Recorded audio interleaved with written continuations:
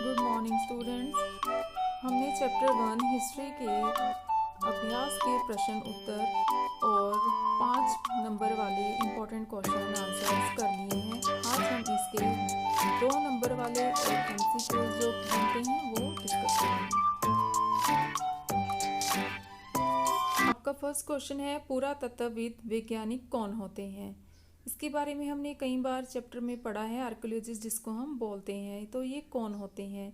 ऐसे लोग जो प्राचीन अवशेषों, संरचनाओं, लिपियों तथा दूसरी ऐतिहासिक वस्तुओं की नई नई खोज द्वारा प्राचीन सभ्यताओं की संस्कृति तथा इतिहास की जानकारी प्रदान करते हैं, उन्हें हम पुरातत्वविद वैज्ञानिक कहते हैं।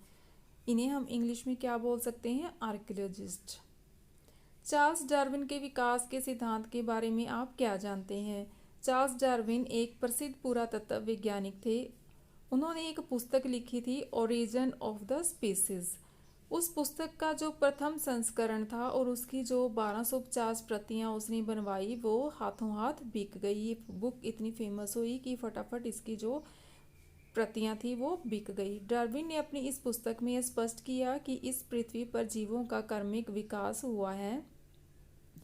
मनुष्य इसी विकास क्रम का ही परिणाम है।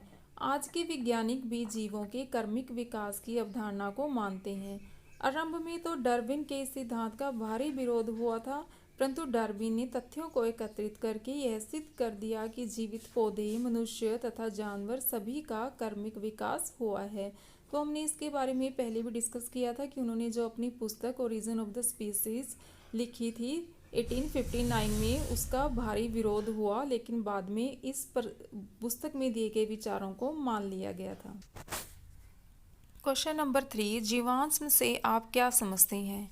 जीवाश्म शब्द बहुत पुराने पौधे, जानवर अथवा मनुष्य के उन अवशेषों या छापों के लिए प्रयोग किया जाता है जो पत्थर के रूप में बदलकर आमतौर पर किसी चट्टान में समा जाते हैं, जिसके परिणाम स्वरूप वे लाखों वर्षों तक सुरक्षित रहते हैं। तो जीवाश्म क्या होते हैं? ऐसे पुराने पौधे, जानवर या मनुष्यों के अवशेष जो एक छोटे छोटे पार्टिकल्स के रूप में चट्टानों में समा जाते हैं, और जब हम इनकी खुदाई या खोज कार्य करते हैं तो हम इनका फिर अध्ययन करते हैं और फिर इनकी कार्बन 14 डेटिंग टेक्निक से इनकी आयु का पता लगाते हैं।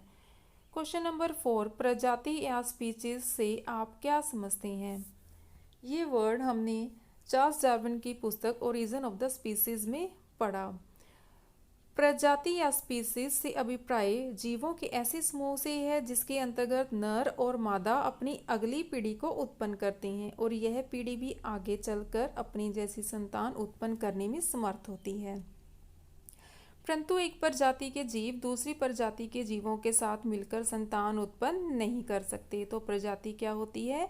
ऐसे जीवों का समूह जो मिलकर, आप नर और मादा मिलकर अगली पीढ़ी का निर्माण करते हैं। जीन्स क्या है? हिंदी भाषा में जीन्स शब्द का अर्थ वंश है, परंतु प्राचीन मानव इतिहास में जीन्स का प्रयोग होमिनिड प्रजाति के प्राणियों के लिए किया जाता है। होमिनिड को कई शाखाओं में विभाजित किया जा सकता है और इन शाखाओं को ही जीन्स कहते हैं। इन शाखाओं में ऑस्ट्रेलियोपिथिक्स और होमो अधिक महत्वपूर्ण हैं, जिनकी कई उपजातियां हैं। प्राइमेट क्या है? प्राइमेट स्तनधारी प्राणियों का एक बड़ा उपवर्ग है जो कि पूर्ण विकसित तथा बुद्धिमान है। मनुष्य, बंदर तथा लंगूर इसी वर्ग से संबंध रखते हैं। इनके शरीर पर बाल होते हैं तथा इनके दांत भी भिन्न भिन्न किस्मों के होते हैं। शिशु का जन्म होने से पहले वह लंबे समय तक माता के गर्भ में पलता है। माताओं में बच्चे को दूध पिलाने के लिए ग्रंथियां होती हैं। तो प्राइमेट्स क्या थे? ऐसे जीव थे जो स्तनधारी थे, बच्चों को जन्म दे सकते थे, अपने बच्चों को दूध पिला सकते थे।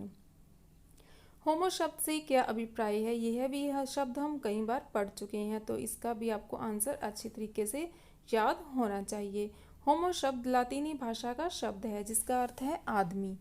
इसमें स्त्री और पुरुष दोनों ही शामिल हैं। होमो की प्रमुख प्रजातियां कौन कौन सी हैं? होमो की प्रमुख प्रजातियां अगर लिखित हैं। पहली है होमो हैबिलिस, जिसे हम औजार बनाने वाले भी कह सकते हैं।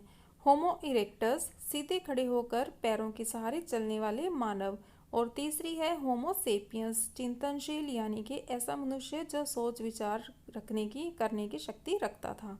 होमो हैबिलिस से आप क्या समझते हैं? अब हमने जो ये तीनों पढ़े हैं इनको हम डिटेल में पढ़ेंगे। होमो हैबिलिस शब्द लातीनी भाषा के शब्द होमो तथा हैबिलिस से मिलकर बना है। बच्चों, होमो का अर्थ होता है आदमी या फिर मनुष्य, और हैबिलिस का अर्थ होता है औजार, यानी कि इन दोनों को अगर कंबाइंड कर दें तो क्या इसका अर्थ निकलता है? होमो हैबिलिस का क्या अर्थ निकलता है कि यह मनुष्य जो था वो औजार बनाने वाला मनुष्य था, औजार बनाने वाला मनुष्य। अंत यह मनुष्य की पहली प्रजाति थी जो औजार बनाती थी। होमो इरेक्टस मानव के बारे में आप क्या जानते हैं? होमो इरेक्टस सीधे होकर अपने पैरों पर चलने वाली मानव प्रजाति है। यह मानव होमो हैबिलिस की तुलना में अधिक हष्ट-पुष्ट था। इस मानव प्रजाति में अलग अलग वातावरण में जीवित रहने की क्षमता थी। तो होमो इरेक्टस हमने पढ़ा कैसा मानव था जो अब सीधा होकर अपने पैरों पर चलने लग गया था। होमो सेपियंस से आपका क्या अभिप्राय है? होमो सेपियंस एक वैज्ञानिक भाषा है जिसके अनुसार इसका अर्थ आधुनिक मानव प्रजाति से है। वैज्ञानिक भाषा में आधुनिक मानव प्रजाति को ही होमो सेपियंस कहा जाता है, जिसका शाब्दिक अर्थ है सोचने वाला या बुद्धिमान मनुष्य, जिसे हम चिंतनशील मानव भी कह सकते हैं। निएंडरथल मानव की 3 विशेषताएं लिखो। इसकी क्या थी 3 विशेषताएं? इसका जो कंधे थे बच्चों वो काफ़ी चौड़े चौड़े थे, लेकिन इसका जो कद था वो अन्य प्रजातियों की अपेक्षा बहुत छोटा था। निएंडरथल मानव की प्रमुख विशेषता उनके द्वारा मृतकों को दफनाना था। जो निएंडरथल से पहले जो प्रजातियां थी वो शवों को ऐसे ही फेंक देती थी, वो उनका अंतिम संस्कार नहीं करती थी। लेकिन जो निएंडरथल मानव था उसकी बुद्धि का काफ़ी विकास हो चुका था और उसने अब मृतकों को दफनाना शुरू कर दिया था। दफनाने की प्रथा के सबसे पहले प्रमाण लगभग 3 लाख वर्ष पूर्व के हैं। और बच्चों, मैंने आपको बताया था कि जो निएंडरथल मानव है उसकी जो प्रजाति है जहाँ से वो मिली थी, जर्मनी में एक घाटी है जिसका नाम है निएंडरथल, उसी के नाम पर इसका नाम रखा गया। ऐसे ही ऑस्ट्रेलोपिथिक्स से जो कि दक्षिणी गोलार्ध से प्राप्त हुए थे और वहाँ से ही प्राप्त होने के कारण इनका नाम ऑस्ट्रेलोपिथिक्स या दक्षिण मानव प्राणी रखा गया था। नेक्स्ट है अपमार्जन से क्या अभिप्राय है? अपमार्जन वह प्रक्रिया है जिसमें जीवों द्वारा त्यागी गई वस्तुओं की सफाई की जाती है। उदाहरण के लिए ऐसे जानवरों की लाशों से मांस मज्जा खुर्च कर निकालना जो स्वयं मर जाते हैं या दूसरे हिंसक जानवरों द्वारा मार दिए जाते हैं। तो यह प्रक्रिया मनुष्य स्टार्टिंग में अपनाता था। वो जो दूसरे जानवर थे, अगर वो किसी जानवर को उन्होंने मार दिया है तो उसका बचे हुए भाग का प्रयोग मानव करता था, जिसे अपमार्जन कहा जाता था। नेक्स्ट आता है संग्रहण से आपका क्या अभिप्राय है? संग्रहण वह प्रक्रिया है जिसमें पेड़ पौधों से मिलने वाले खाद्य पदार्थों जैसे गुठलियाँ, बेर, फल, कंदमूल इत्यादि इकट्ठे किए जाते हैं। संग्रहण के विषय में केवल अनुमान लगाया जा सकता है क्योंकि इसका कोई प्रत्यक्ष प्रमाण नहीं मिला है। यद्यपि हड्डियों के तो बहुत से जीवाश्म मिले हैं, परंतु पौधों के कम ही जीवाश्म मिल पाए हैं। तो यह क्या है? संग्रहण यानी कि गैदरिंग या कलेक्टिंग करना। तो मनुष्य क्या करता था, वो इन सब चीज़ों का कलेक्शन करके अपने पास रख लेता था और इनको अपने खाने के लिए यूज़ करता था। आग की खोज ने मानव के जीवन को कैसे प्रभावित किया? ये आपका अगला क्वेश्चन है। आग की खोज ने मनुष्य के जीवन में क्रांतिकारी परिवर्तन किए क्योंकि आग के कारण ही मनुष्य ने काफ़ी चीज़ें करना सीख लिया था।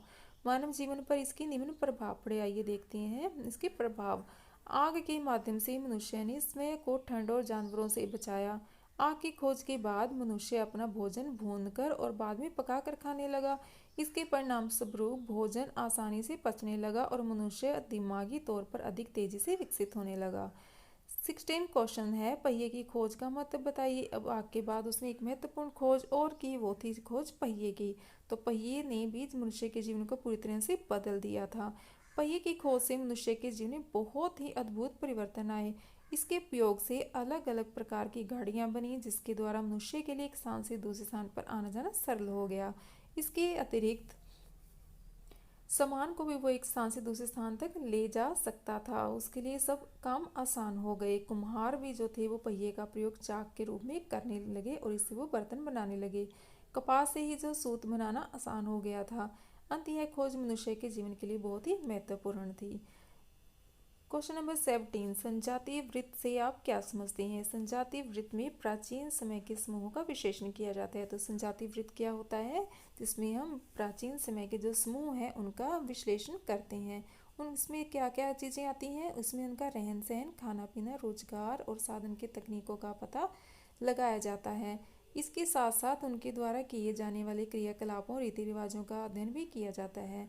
तो इसे हम क्या बोलते हैं? संजातीय वृत्त। इसमें प्राचीन समय के समूहों का विश्लेषण किया जाता है, उनके रहन सहन, खान पान, रोजगार और किस तरीके से वो चीज़ें अपना रोजगार जो आजीविका थी उसको अपनाते थे, उन तकनीकों का भी पता चलता है। इसके साथ साथ क्या है, वो उनके जो जितने भी क्रियाकलाप हैं, जितने भी वो काम करते थे, उनके जो भी रीति रिवाज थे, इससे हमें उनके बारे में जानकारी मिलती है।